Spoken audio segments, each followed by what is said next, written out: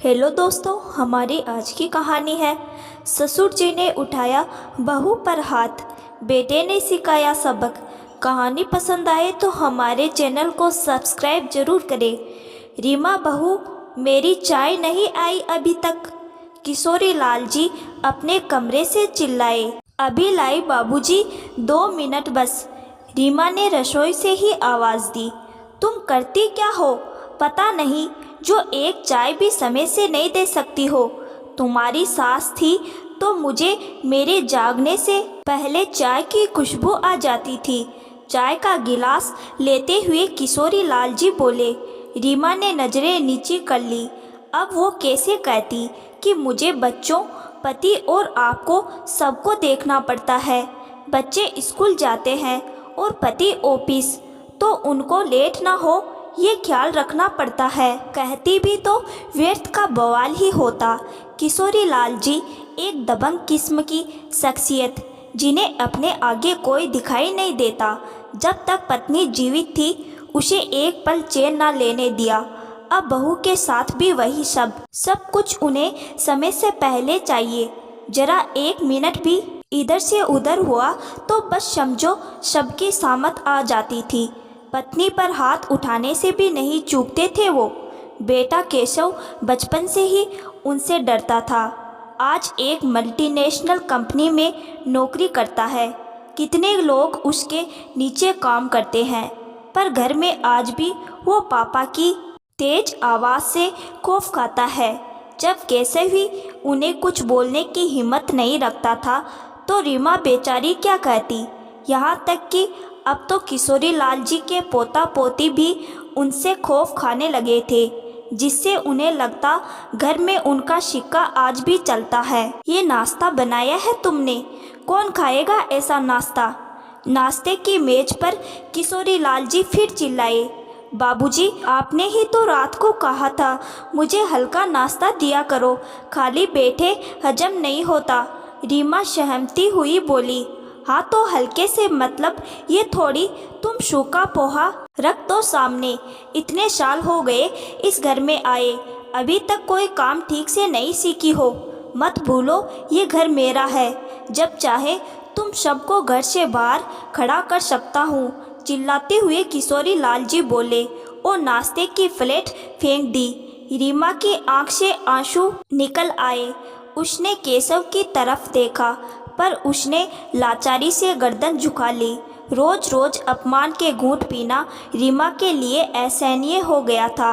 जब तक सास थी वो उसे बचा लेती थी, पर अब 1 साल से वो नहीं तो सारा गुस्सा किशोरी लाल जी का रीमा पर ही निकलता है। उन्हें अपने घर का बहुत गुमान है, जबकि मामूली सी प्राइवेट नौकरी में होने के कारण उनकी पेंशन नहीं आती, तो घर का खर्च कैसे भी करता है। सुनो, अब मुझसे बाबूजी का गुस्सा नहीं झेला जाता। माना पिता है हमारे, मैं इज्जत करती हूँ उनकी। उनके काम करने में भी मुझे हर्ज नहीं, पर ये तानाशाह रवैया अब बर्दाश्त के बाहर है मेरी। एक दिन रीमा केशव से बोली। रीमा, इस उम्र में पिता को अकेले छोड़ भी तो नहीं सकते हम, और उनसे बदलने की उम्मीद करना बेकार है, इसीलिए हमें ही सब सहन करना होगा। केशव बेचारगी से बोला। पर कब तक केशव? रीमा ने पूछा। नहीं जानता रीमा, अभी सो जाओ प्लीज, फिर सुबह लेट हुआ उठने में तो बेवजह बवाल होगा। ये बोल केशव लेट गया।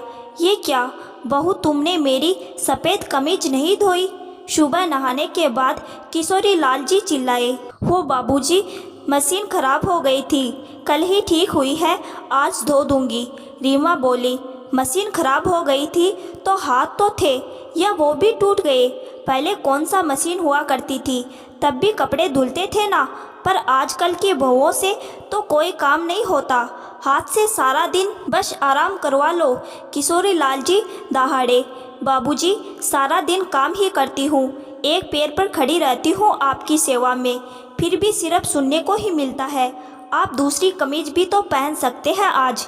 रीमा जाने आज कैसे बोल बैठी, पर रीमा के इतना बोलते ही केशव और बच्चे भी खौफ में आ गए। मुझसे जुबान लड़ाती है, जानती नहीं जिस घर में तुम रह रहे हो वो मेरा है। ये बोल किशोरी लाल जी रीमा पर हाथ उठाने को हुए। बस पिताजी, बहुत हुआ अब तक आपकी इज्जत के कारण चुप था, पर अब हद हो गई। वो बेचारी सारा दिन बाबूजी बाबूजी करके आपका हर काम करती है और बदले में उसे क्या मिलता है?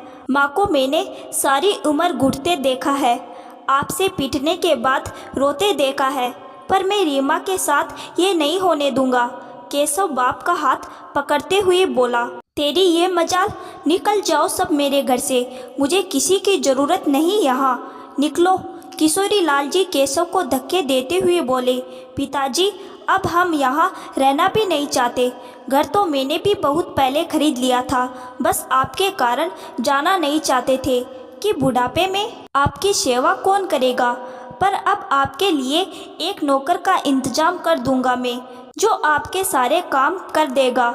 आप रहिए अपने इस घर में अकेले।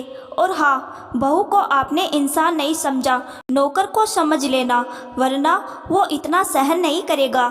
ये बोल केशव पत्नी और बच्चों को ले सामान बांधने चल दिया अपना। दोस्तों, हर सिक्के के दो पहलू है। कुछ घरों में माँ बाप को बेटे बहुओं के कारण सहना पड़ता है, पर आज भी कुछ घरों में माँ या बाप अपने आगे बेटे बहू को कुछ नहीं समझते। सबसे ज़्यादा बहू को बेटा तो फिर भी बाहर रहता है, पर बहू जिसे सब काम देखने पड़ते हैं उसे सब झेलना पड़ता है। खासकर जब ससुर ऐसे हो और सास स्वर्गवासी हो गई हो। ऐसे में बेटे बहू के पास अलग होने के सिवा कोई चारा नहीं होता।